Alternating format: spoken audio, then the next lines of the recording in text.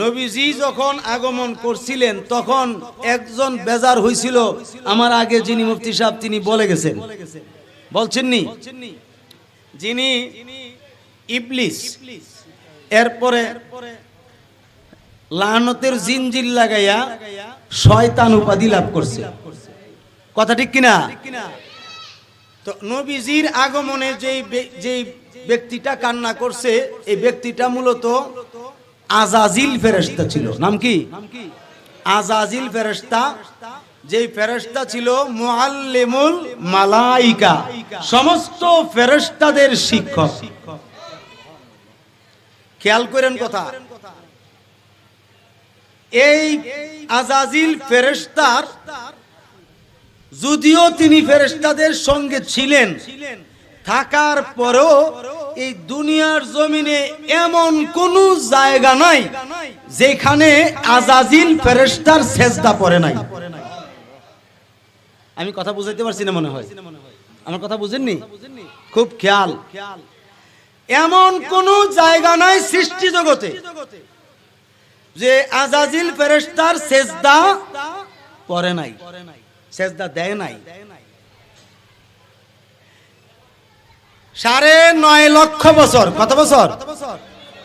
9.5 লক্ষ বছর সে আল্লাহর সেজদা দিয়েছে, আল্লাহকে সেজদা দিয়েছে 9.5 লক্ষ বছর, মতান্তরে 6.5 লক্ষ বছর। বলেন না আল্লাহু আকবার।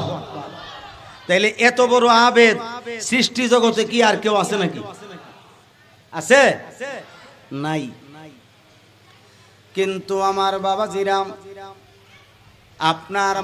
আপনার আমার মাথায় সাদা টুপি, অনেকের অনেক রঙের টুপি আছে, আপনার আমার শরীরের পরনে অনেক ধরনের পোশাক আছে, আছে কিনা নাই? এই মিস্টার ইবলিসের তার শরীরেও পোশাক ছিল, তার মাথায় টুপি ছিল, এমনকি তার মুখেও দাড়ি ছিল। এত বড় আবেদ কোন জায়গায় কোন ফেরেশতা করতে পারে না। এত ইবাদত বন্দেগী, এত আল্লাহকে সেজদা কেউ দিতে পারে নাই। এই 9 লক্ষ 9.5 লক্ষ বছরের ইবাদত মাত্র 1 সেকেন্ডে বরবাদ হইছে। কয় সেকেন্ডে? 1 সেকেন্ডে বরবাদ হয়ে গেল। তার পিছনে একটাই কারণ, আমার আল্লাহ বলেছিলেন, হে আমার ফেরেশতারা, তোমরা একটা কাজ করো, আমার আদমকে তোমরা সেজদা করো। কাকে? আদমকে সেজদা করো। ফাসাজাদু ইল্লা ইবলিস, সমস্ত ফেরেশতারা হযরতে আদম আলাইহিস সালামকে সেজদা করেছে। যে সেজদাটাকে তাজিমি সেজদা বলা হয়, এই সেজদা করেছে ইল্লা ইবলিস, একমাত্র ইবলিস ব্যতীত। আমার আল্লাহ ডাক দিয়ে বলেন, এই আজাজিল ফেরেশতা, মা মানাকা, কে তোমাকে বাধা দিল?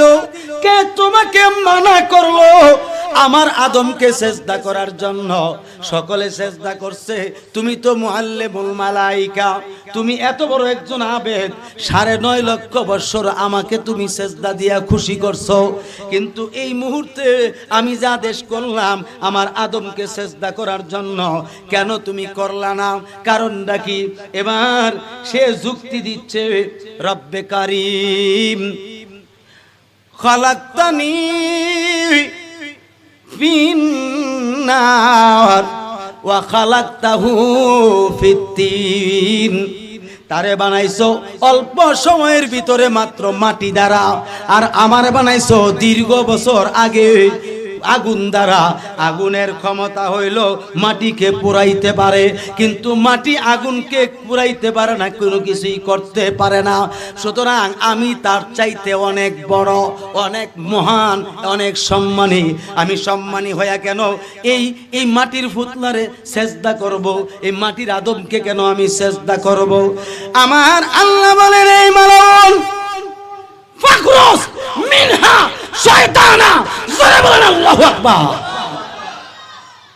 আল্লাহ বলেন বের হয়ে যা, আমার বেহেশত থেকে বের হয়ে যা, কারণ তুই আগে ছিলি মুআল্লিমুল মালায়েকা, এরপরে নাম ছিল আযাজিল ফেরেশতা। তুই আরে মুআল্লিমুল মালায়েকার যোগ্য না, ফেরেশতারও যোগ্য না, তুই হইছ মালাউন শয়তান। যা যা বের হয়ে যা, কারণ হইল আমার আদমের সঙ্গে তুই বেয়াদবি করস নাই। আল্লামা ইসমাইল হাক্কি ওয়াল হানাফি ওয়াল বুরুজি রুহুল বায়ান শরীফের মধ্যে উল্লেখ করেন, আল্লামা আহমদ আলুসি তাফসীর রুহুল মাআনিতে উল্লেখ করছেন, আল খাসাইসুল কুবরা লিখেছেন আল্লামা জালালউদ্দিন সুয়ুতী রাহমাতুল্লাহি আলাইহি। তিনি উল্লেখ করেন এই মালাউনের ব্যাপারে সুন্দরভাবে বলতেছেন, এই আযাজিল ফেরেশতা মুআল্লিমুল মালায়েকা তুই আর নাই।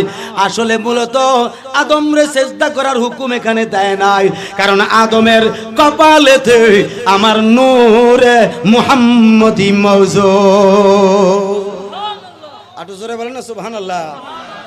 আদমের পেশানিতে কি নূরে মুহাম্মদুর সাল্লাল্লাহু আলাইহি ওয়াসাল্লাম। জোরে বলেন না সুবহানাল্লাহ।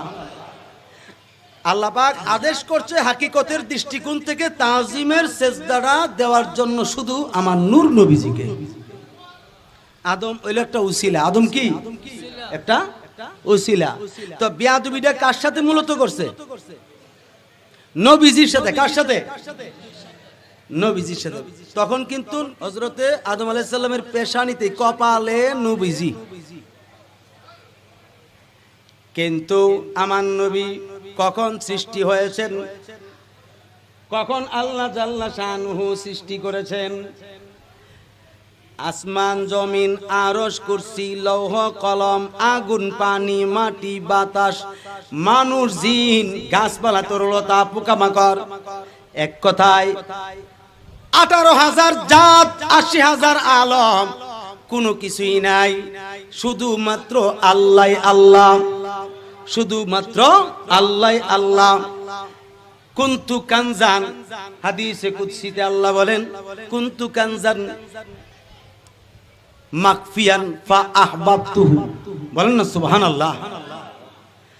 আল্লাহ রাব্বুল আলামিন বলেন আমি একটা গোপন রহস্য ছিলাম, আমি একাকিত্ব গোপন রহস্য ছিলাম, আমার নিজেকে জাহির করার জন্য প্রকাশ করার জন্য আমার সখা বন্ধুকে সৃষ্টি করলাম। ফাজাহারতু বিন নবী সাল্লাল্লাহু তাআলা আলাইহি ওয়াসাল্লাম, তাফসীরে রুহুল বায়ান। আমি আমাকে জাহির করার জন্য, প্রকাশিত করার জন্য, প্রচার প্রসার করার জন্য আমি আমার নবী মুহাম্মাদুর রাসূলুল্লাহকে সৃষ্টি করলাম। বলেন সুবহানাল্লাহ। তাহলে নবীজির সৃষ্টি কখন হয়েছে?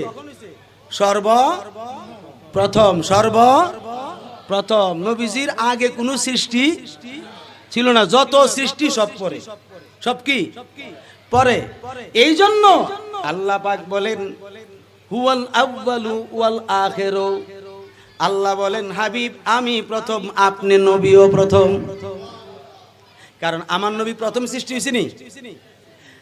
এরপরে ওয়াজ জাহিরু ওয়াল বাতিন, হুয়াল আউয়ালু ওয়াল আখিরু ওয়াজ জাহিরু ওয়াল বাতিন। এখানে আল্লাহ পাক বলছেন হাবিব আমি প্রথম, অর্থাৎ সর্বপ্রথম আমি আপনাকে সৃষ্টি করছি, আমি আর আপনি প্রথম। বলেন না সুবহানাল্লাহ। আমি শেষ, এই কথার অর্থ কি? আমি অনন্তকাল পর্যন্ত আমি আল্লাহ মওজুদ, ঠিক কিনা? কিন্তু আপনি নবীও শেষ, আমি সৃষ্টি করেছি প্রথম, আর সমস্ত নবীগণের পরে পাঠাইছি। সমস্ত নবীগণের পরে যে পাঠাবো, পাঠানোর উদ্দেশ্যেই আখের শব্দ আল্লাহ উল্লেখ করছেন কোরআন শরীফে। তাফসীরের কিতাবে আসছে নবীজি সকল নবীগণের পরে দুনিয়াতে আগমন করছেন, সৃষ্টি হয়েছেন সর্বপ্রথম, ঠিক কিনা? যখন নবীজিকে আল্লাহ সৃষ্টি করছেন তখন আল্লাহ পাক আমার নবীজির নাম মোবারক রাখলেন আহমদ। বলেন না সুবহানাল্লাহ। নাম কি? কথা কনা নাম কি? আহমদ। বলেন না সুবহানাল্লাহ। এই নাম মোবারক নবীজির আল্লাহ পাক রাখলেন কোথায়? আরশে আজিমে। কোথায়? অর্থাৎ আল্লাহর সামনে। এরপরে যখন কালেমা নির্ণয় করেন, কালেমা লেখার সময়ের জন্য, এর আগে তো নবীজি সৃষ্টি হইয়া আমার আল্লাহ নামের জিকির করতেছেন। অটোমেটিকলি আল্লাহ পাক আমার আল্লাহর নবীকে অন্তর মোবারকের মধ্যে সেই কালেমা ঢেলে দিয়েছেন, লা ইলাহা ইল্লাল্লাহ, লা ইলাহা ইল্লাল্লাহ, লা ইলাহা ইল্লাল্লাহ, লা ইলাহা ইল্লাল্লাহ। এইভাবে নবীজি জিকির করতে করতে করতে করতে 1,00,000 বছর জিকির করছে। কত লক্ষ বছর? আটু জোরে কোন না, কত লক্ষ বছর? 1,00,000 বছর নবীজি আল্লাহর সামনে জিকির করছেন লা ইলাহা। সুবহানাল্লাহ, সুবহানাল্লাহ। এবার আমার আল্লাহ পাক খুশি হয়ে গেল যে আমাকে প্রকাশ করনেওয়ালা আমাকে প্রকাশ করেছে, আমাকে প্রচার করেছে। তখন আমার আল্লাহ খুশি হইয়া আমার নবী কামলিওয়ালার নাম ধরে রাখলেন মুহাম্মাদুর রাসূলুল্লাহ, মুহাম্মাদুর রাসূলুল্লাহ, মুহাম্মাদুর রাসূলুল্লাহ, মুহাম্মাদুর রাসূলুল্লাহ। বলেন না সুবহানাল্লাহ। তখন কিন্তু নূর, তখন কি একদম ডাইরেক্ট নূর। আগুন পানি মাটি বাতাস কিচ্ছু নাই, সব নূর। এই নূরকে বলা হয় নূরে হাকিকি। বলেন না সুবহানাল্লাহ। নূরে হাকিকি, হাকিকতের নূর, মূল নূর সেই নবী মুহাম্মাদুর সাল্লাল্লাহু আলাইহি ওয়াসাল্লাম। এখন আমার আল্লাহ আমার নবীর নূর মুবারকের দিকে তাকিয়ে দেখছেন যে এই নূর যদি আমি ডাইরেক্ট দুনিয়ার জমিনে আমাকে প্রকাশ করার জন্য পাঠাই, তাহলে কেউ বা কোনো জিনিস, কোনো সৃষ্টি থাকবে না, একবারে জ্বলে পুড়ে ছারখার হয়ে যাবে। তখন আল্লাহ ইচ্ছা করলেন একটা আকৃতি তো দরকার। কথা বলে না আমার বাবারা, আপনারা অনেক জ্ঞানী গুণী মানুষ, শিক্ষিত মানুষ। আল্লামা ইসমাইল হাক্কি ওয়াল হানাফি লিখতেছেন, আমার আল্লাহ পাক ডাক দিয়ে বলে, হাবিব গো, আমার মন চাইতেছে, আমার ইচ্ছা করতেছে আপনার একখানা সূরত মুবারক দিতে। আমার দয়াল নবী বলেন, আপনার ইচ্ছা, আপনার এখতিয়ার। আমার নবী বলে, আল্লাহ আমার সূরত মুবারক যদি আপনি দেন, তাইলে আপনার ইচ্ছা মতো আপনি দিবেন। কারণ কোন সূরত দিবেন এটা কিন্তু আমি দেখি নাই। কারণ না দেখে কেমনে বলবো যে এই সূরতটা সুন্দর না অন্যরকম। এবার সর্বপ্রথম আমার নবীজির সামনে, আমার নবীজির সামনে আমার আল্লাহ জাল্লা শানুহু এমন একটা সূরত মুবারক ধারণ করলেন কুদরতি ভাবে। ধারণ করার পরে আমার নবীজির নূর মুবারকের মধ্যে কুদরতি চোখ মুবারক ফিট করে দিয়ে দেখার ক্ষমতা দিয়েছে। এবার আমার নবী ডাক দিয়ে বলে, বাবু এত সুন্দর লাগে, এত সুন্দর, এই আকৃতিটা অনেক সুন্দর, যার কোনো তুলনা নাই। এটা আমার পছন্দ হইছে। আল্লাহ পাক বলেন, কোন সূরাতান মুহাম্মাদিন। বলেন না সুবহানাল্লাহ। হয়ে যাও আমার মুহাম্মদের সূরত। ফায়াকুনু সূরাতান মুহাম্মাদিন। সঙ্গে সঙ্গে মুহাম্মদ সাল্লাল্লাহু আলাইহি সাল্লামের সূরত মুবারক হয়ে গেল। এখন আমার আল্লাহ বলেন হাকিকতের দৃষ্টিকোণ থেকে, নবী গো, মান আনতা, আপনি কে? নবীজি জবাব দেন আনতা, বলেন না সুবহানাল্লাহ। আমার কথা বুঝেননি আপনারা? বলছে আল্লাহ আমি কে এটা আপনিই জানেন, আমি কে এটা কি একমাত্র আপনিই জানেন, আর কেউ তো নাই। এই জন্য নবী জবাব দিছেন আনতা। সুবহানাল্লাহ বলেন, একটু জোরে বলেন না সুবহানাল্লাহ। এবার আমার আল্লাহ পাকের নাম মুবারকের সঙ্গে গুণান্বিত করে আমার নবীজির নাম মুবারক রাখতে শুরু করলেন। রাখতে রাখতে রাখতে রাখতে আমার আল্লাহ জাল্লা শানুহুর নাম মুবারকের ক্ষেত্রে তাফসিরে জালালাইন শরীফে আল্লামা জালালউদ্দিন সুয়ুতি উল্লেখ করতেছেন, আমার আপনার দয়াল নবীজির নাম মুবারক তো পরের কথা, আমার আল্লাহ পাকের নাম মুবারক আছে 3000-এর উপরে, মতান্তরে 4000 নাম মুবারক। আমার আপনার দয়াল নবীজিরও 3000-এর উপরে নাম মুবারক। এই জন্য বাবারা আমার নবীজির সৃষ্টি হয়েছে প্রথম নূর। কি কি সৃষ্টি হয়েছে? নূর। এই নূর এখন নবীজির কিভাবে আস্তে আস্তে করে পাঠাবেন, ওইখান থেকে শুরু করে আল্লাহ পাক ইচ্ছা করলেন যে নবীর নূর মুবারক এমন ভাবে পাঠাইতে হবে দুনিয়ার মানুষের যেন কোনো ক্ষতি না হয়, দুনিয়ার সৃষ্টির কোনো ক্ষতি না হয়, যাতে কোনো আমার নবীর নূরের তাজাল্লি পায় যেন জ্বলে পুড়ে ছাই হইতে না পারে। এই জন্য আমার আপনার দয়াল নবীজির শরীর মুবারকে একখানা মানবের কভার পরাইয়া দিলে। কিসের কভার? মানবের কভার। এই কভারটা পরাইছেন কেমনে? সর্বপ্রথম আল্লাহ পাক আমার নবীজির নূর মুবারকের দিকে যখন তাকাইল, তাকানোর পরে আমার নবীজির শরীর মুবারক থেকে ঘাম মুবারক বের হলো, অর্থাৎ যে নূর মুবারক আছে ওই নূর মুবারক থেকে ঘাম মুবারক বের হলো। এই ঘাম মুবারক 4টা ভাগ করেছেন আল্লাহ তাআলা। এক ভাগ দিয়া আমার আল্লাহ কলম সৃষ্টি করলেন, দ্বিতীয় ভাগ দিয়া আল্লাহ পাক লৌহ সৃষ্টি করছেন, তৃতীয় ভাগ দ্বারা আল্লাহ পাক আরশ সৃষ্টি করছেন, 4 নম্বর ভাগটাকে আবার 4টা ভাগ করেছেন। প্রথম ভাগ দ্বারা আল্লাহ রাব্বুল আলামিন আসমান সৃষ্টি করেছেন, দ্বিতীয় ভাগ দ্বারা জমিন সৃষ্টি করেছেন, তৃতীয় ভাগ দ্বারা আল্লাহ রাব্বুল আলামিন সমস্ত ফেরেশতা সৃষ্টি করেছেন, 4 নম্বর ভাগটাকে আল্লাহ পাক আবার 4টা ভাগ করেছেন।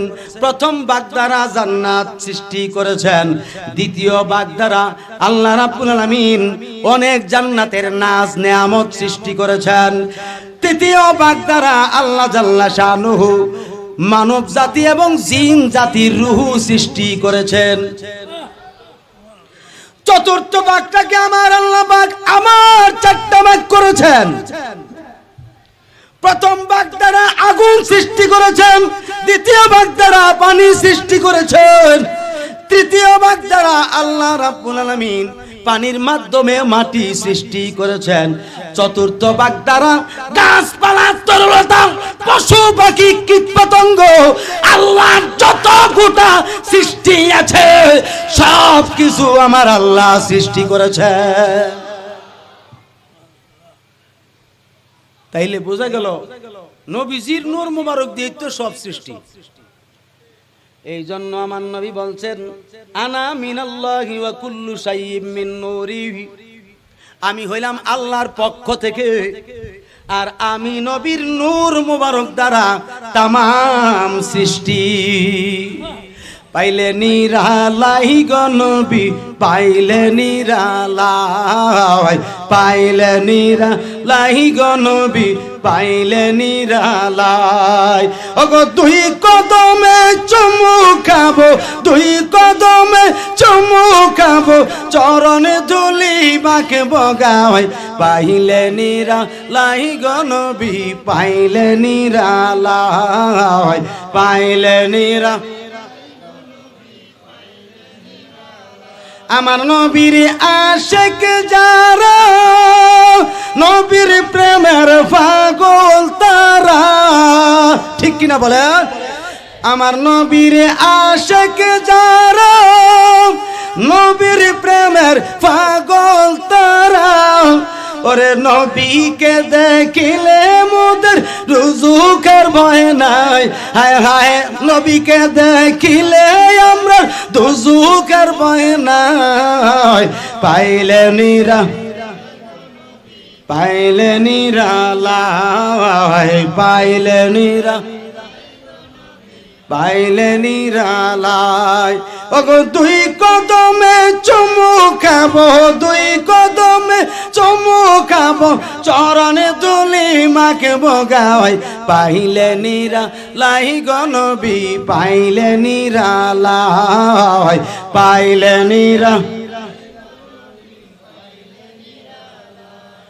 একটা জবান বন্ধ রাখবেন না, চিৎকার দিয়ে বলেন আল্লাহু আকবার। মোহাব্বতে বলেন ইয়া রাসূলুল্লাহ, আওয়াজ করে বলেন ইয়া ওলি আল্লাহ। এবার আমার নবীকে যে পাঠাইবেন, পাঠানোর পদ্ধতি কিন্তু সিস্টেম চালু হয়ে গেছে, ঠিক নেই? এখন আল্লাহ পাক ইচ্ছা করছেন খলিফা অর্থাৎ প্রতিনিধি সৃষ্টি করবেন দুনিয়ার জমিনের জন্য। কারণ বন্ধুরে পাঠাইলে তো একটা মাধ্যম লাগবো, কথা কনা, বন্ধুরে পাঠাইলে মাধ্যম লাগবো নি? এই মাধ্যমটাই হইল মিলাদুন নবী। একটু জোরে কর না কেন? এই মাধ্যমটা কি? মিলাদুন নবী, মানে শুভ আগমন। বলেন না সুবহানাল্লাহ। কার শুভ আগমন? দয়াল নবীজির। কার? দয়াল নবীজির। কারণ সৃষ্টি জগতে বহু নবী রাসূল, 2,24,000 নবী রাসূল, ঠিক কিনা? কেউ আমার নবীর মতো দয়াল না, ঠিক কিনা? আমার আল্লাহর মতো কেউ দয়াল না, আমার নবীর মতো কেউ দয়াল না। এত মর্যাদা আল্লাহ তাআলা আমার নবীকে দিয়েছেন। আল্লাহ ইচ্ছা করছেন খলিফা সৃষ্টি করবেন, এর মাধ্যমেই নবীরে পাঠাইবেন, ঠিক কিনা? এবার আল্লাহ বলেন জিবরাইল কাজ করো, মাটি আনো। কারণ আদমের সৃষ্টি 4 পদার্থ দ্বারা। কয় পদার্থ? আগুন, পানি, মাটি, বাতাস। কয়টা? 4টা। আপনার আমার মধ্যেই 4টা আছে। আপনার আমার মধ্যে কি 4টা আছে? এটা কিন্তু অস্বীকার করতে পারবেন। কিন্তু আমার নূর নবীর মধ্যে 4টা উপাদান নাই। রাগ করছেন? আমার দয়াল নবীর মধ্যে এই 4টা উপাদান নাই। এটাই তো নবীজির শান। সম্পূর্ণটা আমার নবীজির নূর। এক কথায় মাথা মুবারক নূর, চুল মুবারক নূর, মুখ মুবারক নূর, চক্ষু মুবারক নূর, জুব্বা মুবারক নূর, দাঁত মুবারক নূর, কান মুবারক নূর, নাক মুবারক নূর, শরীর মুবারক নূর, চামড়া মুবারক নূর, রক্ত মুবারক নূর, গোশত মুবারক নূর, প্রস্রাব মুবারক নূর, পায়খানা মুবারক নূর, থুতু মুবারক নূর। এভরিথিং আপাত সমস্ত শরীর মুবারক নূর আর নূর। মাটি বলার কোনো সুযোগ নাই। মাটি বললেই বুঝতে হবে বাতিল দল। কি দল? বাতিল দল, অর্থাৎ 72 ফেরকার অন্তর্ভুক্ত।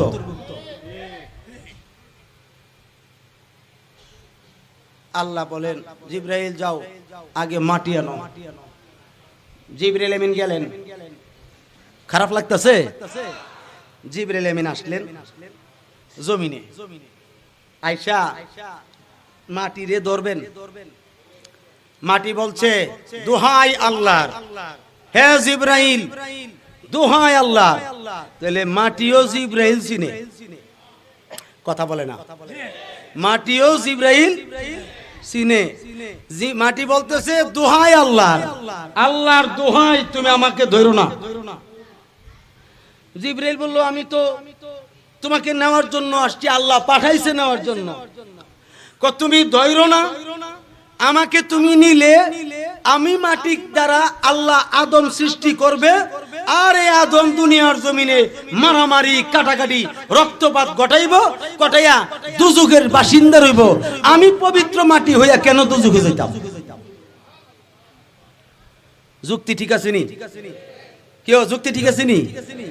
আমি পবিত্র মাটি হইয়া জাহান্নামে যাইতে, আরে মাটিও জাহান্নামরে ঘৃণা করে।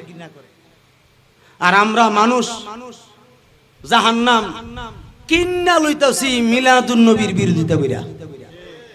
কথা ঠিক কিনা কোন না রে? কারণ মিলাদুন নবীর বিরোধিতা কইরা জাহান্নাম আমরা কিনতেছি আল্লাহর কাছ থেকে। জিবরাইল আমিন ফিরে চলে গেলেন।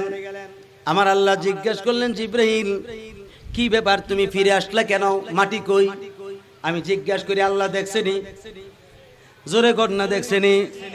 এই মাটির জবান কে খুললা দিছে? এবং মাটি যে আল্লাহর তাসবিহ জপছে, এই ক্ষমতা মাটির কে দিছে? আল্লাহই দিছে। এখন জিবরাইলকে বলছে, কি ব্যাপার মাটি আনলা না কেন?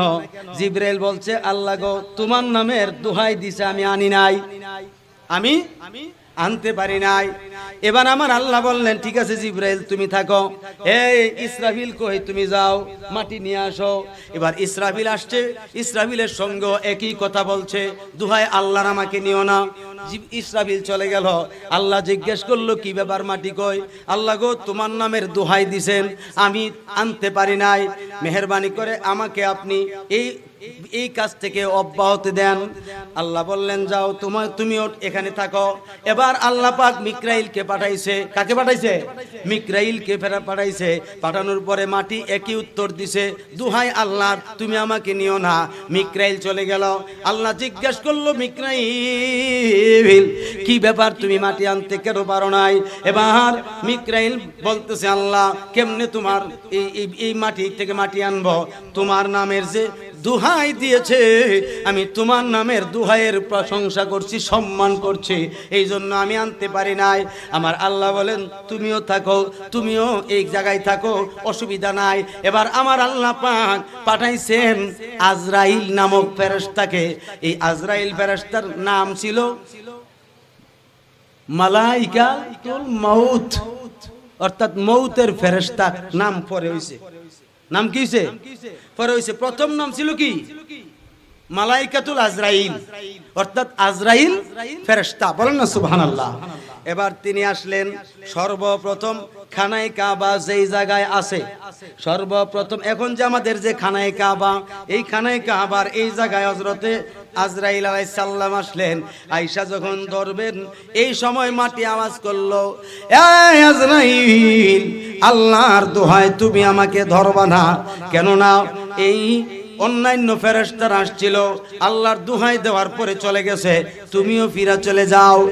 এবার আজরাইল ডাক দিয়ে বলে, এ মাটি রে, ও মাটি, তুমি যে আল্লাহর দোহাই দিচ্ছ, আমি ওই আল্লাহর আদেশ লইয়া তোমারে নিতে আসছি। অন্য ফেরেশতা চইলা গেল, আমি তোমারে না নিয়া যাব না। এবার তিনার হাত দ্বারা, কি দ্বারা? হাত দ্বারা এইভাবে এক মুঠ মাটি তুলছেন। কয় মুঠ? এইভাবে এক মুঠ মাটি যখন উঠাইছেন, এবার আল্লাহকে বলছেন, আল্লাহ আমি মাটি নিয়ে আসছি, এই যে মাটি। আল্লাহ পাক বলেন, এক কাজ করো, আরবের জমিনে একটা জায়গা আছে, বুখারী শরীফেও আছে উল্লেখ, ওয়াদে মুহাররম। ইবনে হিশামের এক riwayate আসছে ওয়াদে নুমান। ওই এই জায়গার মধ্যে মাটি নিয়ে রাখো। মুফাসসিরিনে কেরাম এবং মুহাদ্দিসিনে কেরাম লিখতেছেন, এই যে এক মুঠ মাটি খানায়ে কাবা বর্তমানে যে এই জায়গায়, এখান থেকে যে আজরাইল উঠাইছে, এই জায়গার এক মুঠ মাটি 40 মণ এর উপরে হয়েছে। কয় মণের উপরে? আটো জোরে কর না, কয় মণ? মুফাসসিরিন বর্ণনা দিবেন 40 মণের উপরে। এখন আজরাইলের থাবাটা কত বড়? কি বলেন? আজরাইলের থাবাটা কত বড়? শুধু থাবাটার যে একটা প্রভাব, এটা বুঝামু কিভাবে? আল্লামা জালালউদ্দিন সিয়ুতি তাফসীরে জালালাইন লেখে, সৃষ্টি জগতে যত পানি আছে, সব পানি যদি আজরাইল আলাইহিস সালামের মাথায় ঢালে মাথার তালুটা ভিজবে না, তাহলে মাথাটা খুব ছোট। হ্যাঁ, তো যেই রকম মাথা সেই অনুপাতেই হাত, ঠিক কিনা? এবার 40 মণের উপরে মাটি। আল্লাহ বলছেন আজরাইল, এক মুষ্টি মাটি যখন তুমি উঠাইয়া আনছই, এটা তো আরব আমিরাতে পড়ছে, ঠিক কিনা? তুমি একটা কাজ করো, আমার আদম সন্তান তো শুধু এখানেই হইতো না, তাম সৃষ্টি জগতের মধ্যে দুনিয়ার যত জায়গা আছে সব জায়গাতে আমার আদম সন্তান থাকা প্রয়োজন, আমার প্রতিনিধি থাকা প্রয়োজন। তুমি একটা কাজ করো, আরব পৃথিবীর 60 জায়গা থেকে 60 মুঠ মাটি আনো। তাইলে কয় কয় কয় জায়গা হইছে? এক জায়গা, আর হলো 60 জায়গা, 61 জায়গা। এই 61 জায়গার থেকে 1 মুঠ করে মাটি যদি আনে, 40 গুণ করে যদি 1 মুঠ হয়, তাহলে কতটি মাটি হইছে? আল্লাহ পাক 40 দিন বৃষ্টি দিছে। কি দিছে? 40 দিন বৃষ্টি দিয়ে একবারে মাটিগুলো আঠা আঠা হইছে। আল্লাহ বলেন আজরাইল, কাজ তো তোমারই, কাজ করো, আবার 1 মুঠ লোক এই আঠালো মাটি লইছে আরো 1 মুঠ। এইটার থেকে হইছে এই যে ভিজা মাটিটা 1 মুঠ হইছে কতটুকু জানেন? 70 মুঠ। তাহলে বাড়ছে ওজনটা কি? বাড়ছে ওই যে পানি তারা আঠালো হয়েছে, কারণ ভিজলেই তো ওজন হয়।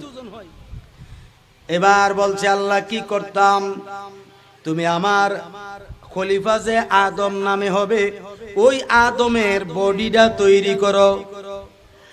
আজরাইল আলাইহিস সালাম ডাক দিয়ে বলে, ওগো আমার আল্লাহ, আমি আদমের কোন ভাবে বডি তৈরি করব? আমি তো এই নকশা জানি না, এই নকশা তো আমার জানা নাই, এই নকশা আমাকে আগে দেন, তারপরে আমি বানাবো। আমার আল্লাহ বললেন, আগে 2টা পা তৈরি করো, এমনি ভাবে এইভাবে আকৃতি দিয়া পাগুলো 2টা তৈরি করো, সৃষ্টি অর্থাৎ বানাও। বানাইছে মানে আল্লাহ যেভাবে দেখাই দিছে, আজরাইল আলাইহিস সালাম এইভাবে 2টা পা বানাইছে। বানানোর পরে এবার বলছে এইভাবে বডিটা বানাও, এইভাবে বডিটা বানাও, এইভাবে অঙ্গ বানাও। বানানোর পরে বলছে ঠিক আছে, এইভাবে 2টা হাত বানাও, এইভাবে 2টা হাত বানাইছে। এই যে দেখছেন নি আপনারা, আমার এই যে সাইডে হাড্ডি আসেনি, হাড্ডি আসেনি, এই হাড্ডি থেকে নিচের অংশটা আল্লাহ রাব্বুল আলামিন দেখাইয়া দিছেন, এমনি ভাবে বানাও, এমনি বানাও, এইভাবে বানাইয়া বডিটা তৈরি করো। এবার হযরতে আজরাইল আলাইহিস সালাম এই বডিটা যখন বানানো শেষ করলো, শেষ করার পরে বলছে, আল্লাহ আপনি যেভাবে বলেছেন আমি এমনি ভাবে বানাইলাম, এখন বাকি কাজ কারবার আপনার হবে, কোন সূরত দিবেন, কোন আকৃতি দিবেন, এটা আমি আজরাইল জানি না। এবার আমার আল্লাহ ডাক দিয়ে বলে, এই আজরাইল, তুমি যাও, তোমার আর কাজ নাই, এখন আমার কাজ। আমি জিজ্ঞাসা করি বাবা, এই দুনিয়ার জমিনে এই পর্যন্ত নিচের অংশটা আজরাইলের মাধ্যমে বানাইছে, আর এই যে উপরের মাথা এবং এই যে ইন্দ্রিয় অর্থাৎ পঞ্চ ইন্দ্রিয়, এই যে ইয়াগুলো আছে, নিয়ামতগুলো আছে, সম্পূর্ণ নিয়ামতগুলো আমার আল্লাহ রাব্বুল আলামিনের নিজের খাস সুরতের কুদরতের সুরত আমার আদমকে দান কইরা বানাইয়া দিছে। আর জোরে কোন সুবহানাল্লাহ। এই নকশা আগে তো ছিল না, ঠিক কিনা? এই সুরত, এই আকৃতি আগে কি ছিল? ছিল না। এই সুরতটা আমার আল্লাহর খুব মহব্বতের, আল্লাহর খুব পছন্দের। এই জন্য আদম আলাইহিস সালামকে এই সূরত আল্লাহ দান করছেন আল্লাহ পাকের কুদরতি ভাবে। এই জন্য বুখারীর হাদিস আসছে, বুখারী শরীফে আসছে, খালাকাল্লাহু আদামা আলা সূরাতিহি আই তাযীমান সূরাতিল্লাহ। মহব্বতের সাথে কথাগুলো শুনবেন। আমার আল্লাহ পাকের কুদরতি সূরতের মাধ্যমে হযরতে আদম আলাইহিস সালামের সূরত দান করছেন। এই সূরতের মধ্যে যেই ব্যক্তি এই চেহারাতে থাপ্পড় দিবে সে অপরাধী হয়ে যাবে, কেননা এই আকৃতি আমার আল্লাহর কুদরতের, সতর্ক থাকতে হবে। তখন এই আদম আলাইহিস সালামকে 40 দিন জমিনের মধ্যে রৌদ্র দিয়া, একেবারে রৌদ্র দিয়া শুকাইছেন। শুকানোর পরে আল্লাহ বলেন আমার আদমের লাশটাকে জান্নাতের ভিতরে নিয়ে আসো, জিবরাইল যাও। এবার জিবরাইল আমিন আদমের লাশটাকে নিলেন ওই জান্নাতের ভিতরে। আপনাদেরকে আমি জিজ্ঞাসা করি, আদম আলাইহিস সালামের উচ্চতা লম্বা হচ্ছে পরিষ্কারভাবে বুখারীর হাদিস। নবীজি বলেন খালাকাল্লাহু আদামা সিত্তুনা জিরান, অর্থাৎ আদম নবীকে 60 গজ করে আল্লাহ পাক সৃষ্টি করছেন, 60 গজ। এখন বর্তমান হিসাবে 60 গজ কয় হাত লম্বা? হ্যাঁ, 7 হাত ফাঁস। কয় হাত ফাঁস? 7 হাত ফাঁস আর 120 হাত লম্বা। এবার বুঝেন কত বড়, ঠিক কিনা? এবার বেহেশতের ভিতরে নিচে লাশ। মূল কথা কিন্তু আমি আস্তে আস্তে যাইতেছি। নবীজি যে আগমন করছে, তারা যে আমার নবীজিরে দেখতে পারে না, চোখের লীলা। একটা কথা আছে না গ্রামের ভাষায়, চোখের লীলা দেখতে পারে না। আসলে কি জানেন, তাদের তো কোনো দোষ নাই, তাদের আকাবের যারা তাদেরকে যা শিক্ষা দিছে এটাই তাদের শিক্ষা। কথা ঠিক কিনা? ওই পূর্ব জন্ম থেকেই নবীজির দুশ্মনী করে আসছে, এখনো করতেছে, কিয়ামত পর্যন্ত করবে। এই জন্য কি আমরা মিলাদুন্নবী বন্ধ করে দিব? আরে কথা বলেন, এই জন্য কি আমরা মিলাদুন্নবী বন্ধ করে দিব? অসম্ভব। আমরা মিলাদুন্নবীর মাহফিল করতেই থাকবো এবং মিলাদুন্নবীর জশ্নে জুলুস পালন করতেই থাকবো। কারণ বাধা বিঘ্নতা আসতেই পারে, এই জন্য আমরা কোনোদিন পিছপা হব না। আগামীকাল তো জশ্নে জুলুস, আগামীকাল কি জশ্নে জুলুস। আমরা কোথায় থেকে শুরু করব? আগে ফল মার্কেট থেকে। সকাল কটার সময়? সকাল 10টায়। এই ফল মার্কেটের থেকে আমরা জুলুস আরম্ভ করব। আপনারা থাকবেন তো? কে কে থাকবেন হাত তুলে দেখান তো। আল্লাহু আকবার, ইয়া রাসূলুল্লাহ, জিন্দাবাদ। ঈদে মিলাদুন নবী।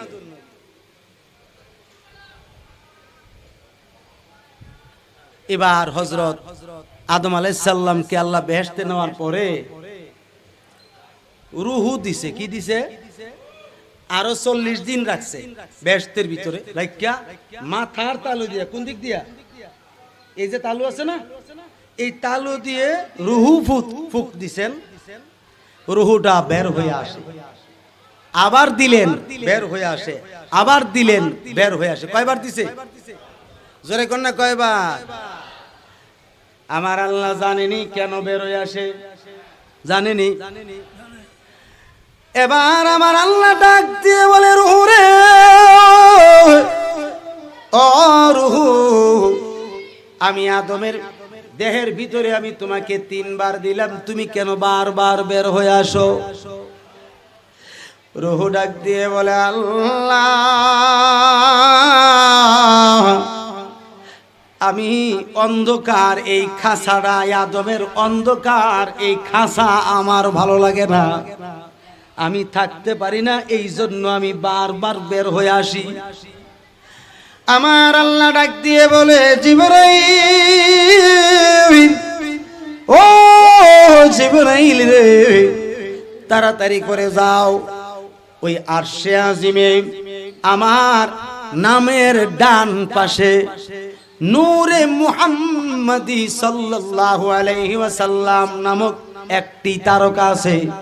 এই তারকাটা আইনা আমার আদমের কপালের মধ্যে এইভাবে গসায়া গসায়া লাগায়া দাও, বাকি কাজ আমার। জিবরাইল আলাইহিস সালাম লাগাই দিলেন, আইনা কপালে লাগাইলেন। লাগানোর পরে যখন রূহ দিলেন, রূহ আর বের হয় না। রূহ কি হয় না? বের হয় না। আদম আলাইহিস সালামের শরীরে রক্ত মাংস সতেজ হয়ে গেল, একেবারে হাড্ডিও কাজ করতে লাগলো, প্রত্যেকটা পার্টস, প্রত্যেকটা যত কিছু সৃষ্টি আছে আল্লাহ পাকের নিয়ামত আছে সবগুলো আপন আপন গতিতে চলতে আরম্ভ করলো। আদম আলাইহিস সালামের মাথায় অটোমেটিক কালো চুল উঠে গেল, কালো চুল উঠে গেল। এও চুল কি কত বড় চুল, কান থেকে শুরু করে কাঁধ পর্যন্ত অটোমেটিক হয়ে গেছে, বলেন না সুবহানাল্লাহ। কিন্তু দাড়ি নাই, কি নাই, কথা বলে না, কি নাই, এই জিনিস নাই। এবার আদম আলাইহিস সালাম মোড়ামুড়ি দিয়া উঠছে, আল্লাহ জিজ্ঞাসা করলো রুহু বের হস না কেরে? আল্লাহ এত সুন্দর জায়গা কেমনে বাইরে, আর বাড়িতাম না। তো এ যে বাইরিত না আল্লাহ জানতনি, জোরে বলেন না জানতনি। এই জন্য আল্লাহ বলে তুই যে বাইরিতি না এটা আমি জানি, এই জন্য তোকে জোর করে বাইর করানোর জন্য। এবার আল্লাহ পাক বলেন, আল্লাহ সুন্দর করে হযরতে আদম আলাইহিস সালামকে যখন তিনি জীবিত হয়ে যখন উইঠা বসলেন, বসার পরে তিনি মনোযোগ সহকারে শুনতেছেন। তিনার কপালে কে যেন বসে বসে আল্লাহ আল্লাহ নামের জিকির করতেছে, লা ইলাহা ইল্লাল্লাহ নামের জিকির করতেছে, লা ইলাহা ইল্লাল্লাহ নামের জিকির করতেছে।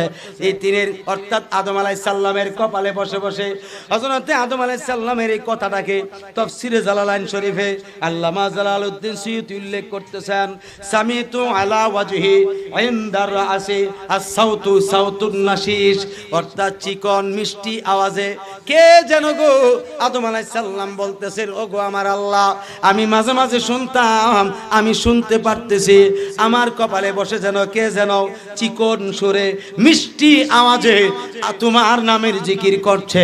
আমি তো তিনাকে দেখতেও পাচ্ছি না, চিনতেও পারছি না।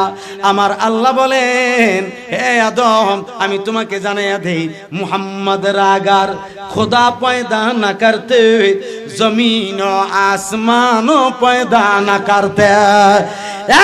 तुम सुने नाओ, जे मुहम्मद के सृष्टि न करले आसमान जमीन सृष्टि करताम ना, आलस करछि लौह कलम কোনো সৃষ্টি বলতে সৃষ্টি করতাম না, এমন কি তুমি আদমরেও সৃষ্টি করতাম না। সেই মুহাম্মাদুর রাসূল এই কামলিওয়ালা তোমার কপালে বসে বসে আমার নামের জিকির করে। আর জোরে কোন সুবহানাল্লাহ। আল্লাহ যখন ছিল একা, নাহি ছিল কোন সখা, তখন আল্লাহ প্রকাশ হইতে চায়। কষ্ট হচ্ছে? আল্লাহ যখন ছিল একা, নাহি ছিল কোন সখা, তখন আল্লাহ প্রকাশ হইতে চায়। ওরে আপন নূর হইতে খুদা হাবিবের নূর করলেন পয়দা, জোশ মারিলেন এশকের দরিয়া, আই গো সময় যায় পরদরদ নবী পরদরদ নবী মুস্তাফা, আই গো সময় যায় পরদরদ নবী মুস্তাফা। আল্লাহ বানায়া আদমের রূহকে হুকুম করে, যাও হে রূহ আদমের অন্তরায়। ওরে অন্ধকার দেখিয়া রূহ কান্দিতেছেন অন্ধকারে থাকা ভীষণ দায় গো সময় যায় পরদরদ নবী পরদরদ নবী মুস্তাফা, আয় গো সময় যায় পরদরদ নবী মুস্তাফা। এবার মুহাম্মদি নূর দিল আদমেরই পেশায়, যাওগে রূহ আদমের সিনায়। এবার রূহ বলে মালিক সায়, আর তো কোনো চিন্তা নাই। রূহ বলে মালিক সায়, আর তো কোনো চিন্তা নাই। দেখতে বড় সুন্দর দেখা যায় গো, সময় যায় পর দরদ নবী পর দরদ নবী মুস্তাফা আই গো, সময় যায় পর দরদ নবী মুস্তাফা। একটা জবান বন্ধ রাখবেন না, চিৎকার দিয়ে বলেন আল্লাহু আকবার। মুহাব্বতে বলেন ইয়া রাসূলুল্লাহ, আওয়াজ করে বলেন ইয়া ওয়ালি আল্লাহ। আল্লাহুম্মা সাল্লি মুহাম্মাদ ওয়া আলা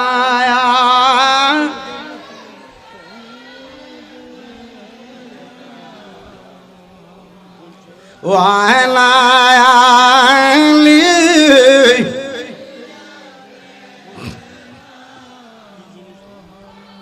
এই দুনিয়া মুসাফির খানা মন রে জানো, জোরে বলেন হায়রে এই দুনিয়া মুসাফির খানা মন রে জানো।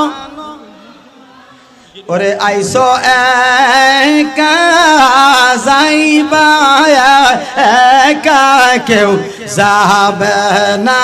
আল্লাহুম্মা সাল্লি মুহাম্মাদ ওয়া আলা আলিহি।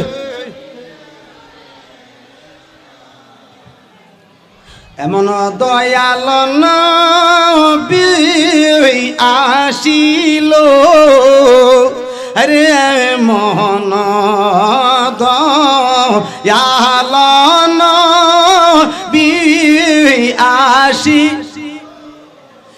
ওরে উম্মতি উম্মতি বলে কান্দিল। আল্লাহুম্মা সাল্লি মুহাম্মাদ ওয়া আলা আলিহি।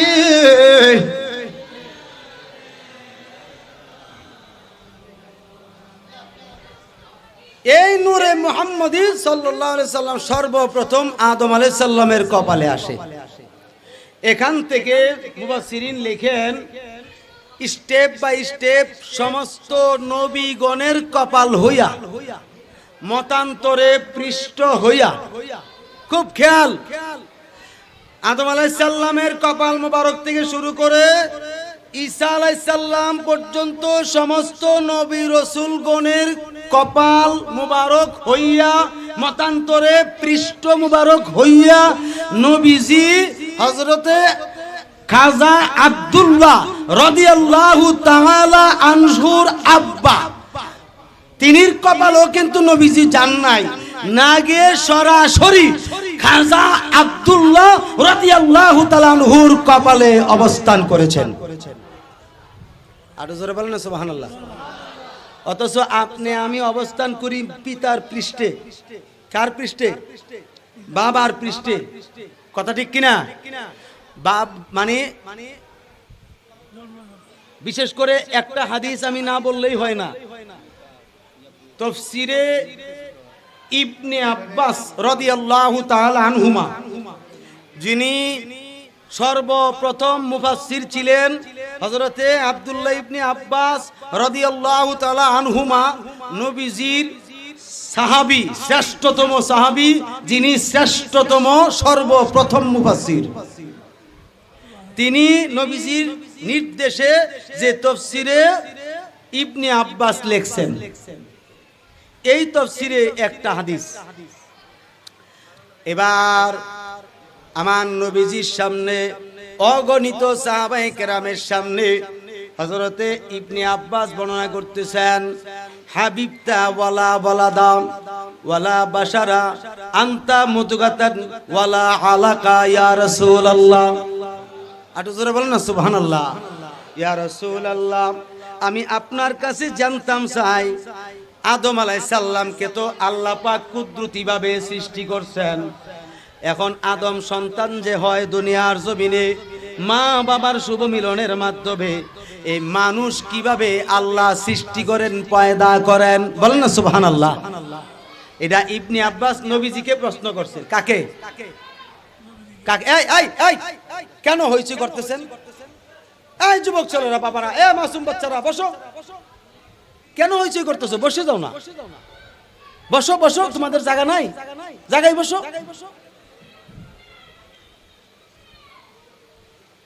ইবনে আব্বাস নবীজিকে প্রশ্ন করছে। কাকে? আর আর কি অন্যান্য সাহাবী ছিল না?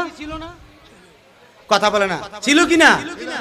অন্যান্য সাহাবীদেরকে তো তিনি প্রশ্ন করেন নাই, প্রশ্ন করছেন সরাসরি নবীজিকে। তাইলে যিনি প্রশ্নকারী তিনিরও বিশ্বাস, ঈমান, যে নবীজি মানুষ তৈরির পদ্ধতি জানেন, ঠিক কি না? এখন আপনি আমি কি মানুষ তৈরির পদ্ধতি জানি? কোরআন হাদিসের মাধ্যমে যা জানছি শুনছি এটাই আমাদের অবগত, কিন্তু হাকিকি ভাবে কিভাবে আল্লাহ তৈরি করে এটা কি আমরা জানি? কিন্তু নবী জানেনি। কথা বলেন, নবীজি জানেনি। এই জন্যই নবীজি ইলমে গায়েব প্রচার প্রসার করনেওয়ালা, ঠিক কিনা? ইলমে গায়েব নবী জানেন। এই ঈমান প্রত্যেক সুন্নি মুসলমানের রাখা ফরজ, ঠিক কিনা বলে? কারণ নবী ইলমে গায়েব জানে কি জানে না? যদি আমরা বলি যে ইলমে গায়েব জানে না, তাইলে আপনি আমি কেন কোরআন শরীফ যে নবী পড়াইয়া সুন্দর করে সাহাবীদের মাঝখানে দিবেন আমরা পাইছি, এটার মধ্যে সন্দেহ আসবে কিনা? সন্দেহ আসবে। আল্লাহ পাক আমাদেরকে হেফাজত করুন, বলেন আমিন। এবার বাবারা আমার নবী বলছেন, হে ইবনে আব্বাস শোনো, প্রত্যেকটা মানুষ দুনিয়ার জমিনে জন্মগ্রহণ করার অনেক দিন আগে, কি অনেক দিন আগে সর্বপ্রথম যার যার পিতার পৃষ্ঠে মণি আকারে অবস্থান করে। কি আকারে? মণি আকারে। মণি নুতফা, নুতফা আকারে। কি আকারে? নুতফা শব্দের অর্থ হলো মণি। এই নুতফা আকারে অবস্থান করে যার যার পিতার পৃষ্ঠে। এরপরে মা বাবার শুভ মিলনের মাধ্যমে নির্দিষ্ট একটা সময়ে মায়ের রেহেমে ওই নুতফা পৌঁছে। নুতফাটা পৌঁছার পরে 40 দিনের ভিতরে একটা গোশতের টুকরা ধারণ করে, আরে একটা রক্তপিণ্ড ধারণ করে। কি পিণ্ড? একটা রক্তপিণ্ড ধারণ করে। এই রক্তপিণ্ডটা আমার 40 দিনের ভিতরে আস্তে আস্তে করে একটা গোশতের টুকরা ধারণ করে। এই গোশতের টুকরাটা আবার 90 দিনের ভিতরে, কতদিন? 90 দিনের ভিতরে হাত পা চোখ কান নাক পূর্ণাঙ্গ একটি মানব সুরত দান করে। অর্থাৎ একটা মানব সুরত, মানব আকৃতি ধারণ করে এই মায়ের পেটের ভিতরে 90 দিন আর 80 দিন। কয় দিন হইছে? 90 দিন আর 80 দিন কয় দিন হইছে? 170 দিনে কয় মাস হয়? 5 মাস 20 দিন। কথা ঠিক নেই? এই 5 মাস 20 দিন লাগে একজন মানুষ পূর্ণাঙ্গ আকৃতিতে মায়ের রেহেমের ভিতরে ধারণ করতে।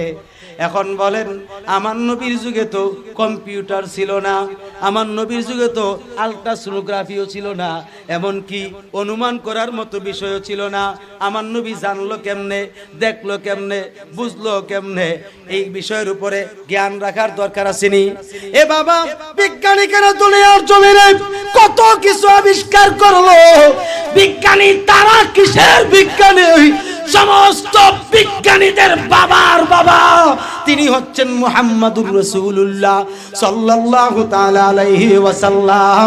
আমার নবীর মতো এত বড় বৈজ্ঞানিক আল্লাহর সৃষ্টিতে আর কেউ নাই। হাত তুলে বলেন ঠিক না বেঠিক? আর জোরে বলেন ঠিক কি না?